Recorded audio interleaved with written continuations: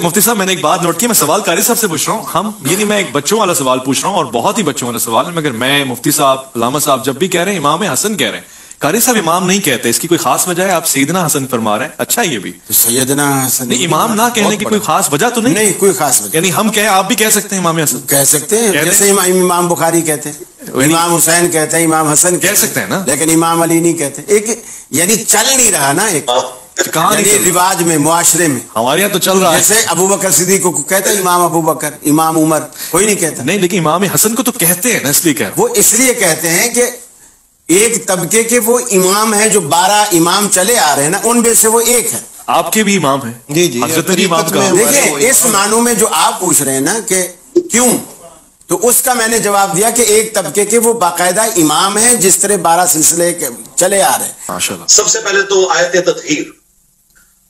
تطہیر سورۃ الاحزاب کی آیت نمبر 33 ہے.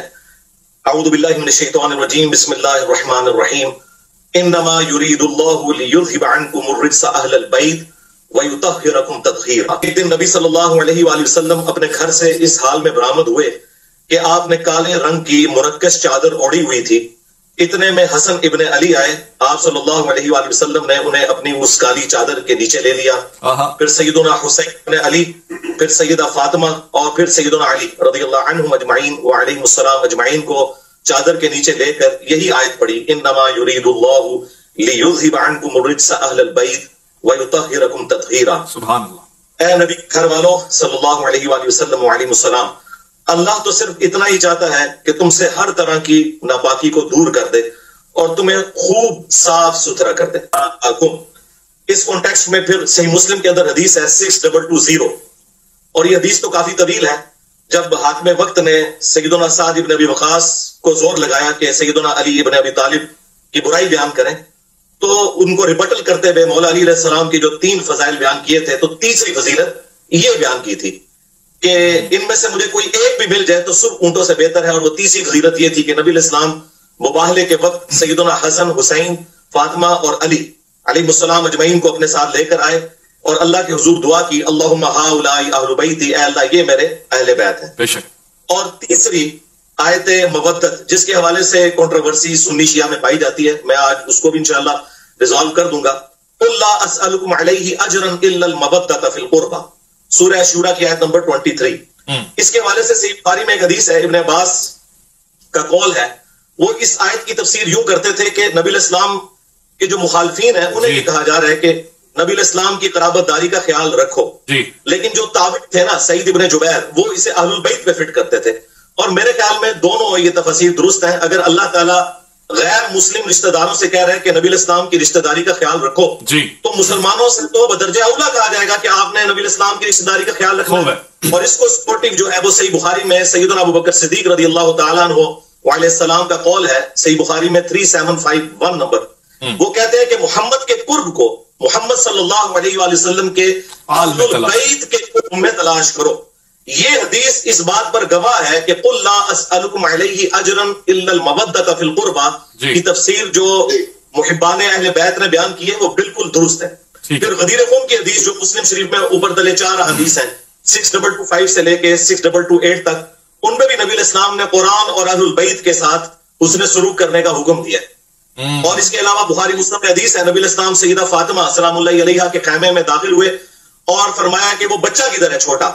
تو نبی علیہ السلام کے سامنے حسن کو پیش کیا گیا, تو نبی علیہ السلام نے انہیں معانقہ کیا, چوما, اور پھر کہا کہ اے اللہ میں حسن سے محبت کرتا ہوں, تو بھی اس سے محبت کر, اور جو حسن سے محبت کرے تو اس سے محبت کر. اور پھر بخاری کی حدیث ہے, ابن عمر کہتے ہیں کہ نبی علیہ السلام نے فرمایا تھا حسن اور حسین اس دنیا میں میرے 2 پھول ہیں. اور پھر صحیح بخاری کے اندر انس ابن مالک کا قول موجود ہے, وہ کہتے ہیں کہ حسن ابن علی سے زیادہ رسول اللہ کا ہم شکل کو افسوس کی بات ہے کہ اس پلانٹ ارتھ پہ کبھی دنیا نے ایسا ٹائم نہیں دیکھا کہ فضائل صحابہ بیان ہو رہے ہوں اور اس میں اہل بیت کی بات ہو. لیکن یہ اس امت کی بدبختی ہے کہ جب اہل بیت کا ذکر ہوتا ہے نا تو زیادہ ٹائم فضائل صحابہ پہ اور اس جسٹیفیکیشن پہ چلے جاتے ہیں. تو میں کہتا ہوں صدق رسول اللہ, یا رسول اللہ آپ نے سچ کہا تھا. یہ آپ نے ابو بکر کے بارے میں نہیں کہا تھا رضی اللہ تعالیٰ عنہ, نہ عمر کے بارے میں, نہ عثمان کے بارے میں, کہ میری امت میں عیسیٰ ابن مریم کی مثال مولا علی علیہ السلام والی ہے. کیونکہ حضور کو پتا تھا کہ یہ کام ڈالنا ہے چوتھے خلیفہ کے ساتھ ان لوگوں نے. تو چوتھے خلیفہ کی فضیلت کبھی بھی انہیں ہضم نہیں ہوگی. یہ بات حضور کو پتا تھی. مسند احمد میں حدیث ہے, المعجم الکبیر طبرانی کے اندر اور مشکات کے اندر, کہ علی تیری محبت میں غلو کر کے جو ہے وہ گمراہ بھی ہوگا ایک فرقہ اور جہنم میں جائے گا, اور تجھ سے بغض رکھ کے بھی ہوگا. اب ہم نے محبت والے تو ہمیں ماشاءاللہ بچپن سے پڑھائے جاتے ہیں. یہ بغض والے کون سے؟ بغض والے وہ ہیں جو کہ محبت والوں کا رد کر رہے ہوتے ہیں. ان کے اندر پھر وہ اتنا غلو آتا ہے کہ انہیں چیزیں ہضم نہیں ہوتی. جیسا کہ ان کو کہا تھا, جب رسول اللہ صلی اللہ علیہ وسلم سے کہا گیا تو آپ نے فرمایا, فاطمہ کیا تو یہ پسند نہیں کرتی کہ جس سے تیرا باپ محبت کرتا ہے تو بھی اس سے محبت کرے؟ یعنی اصل محور جو ہے وہ اللہ کے رسول ہے.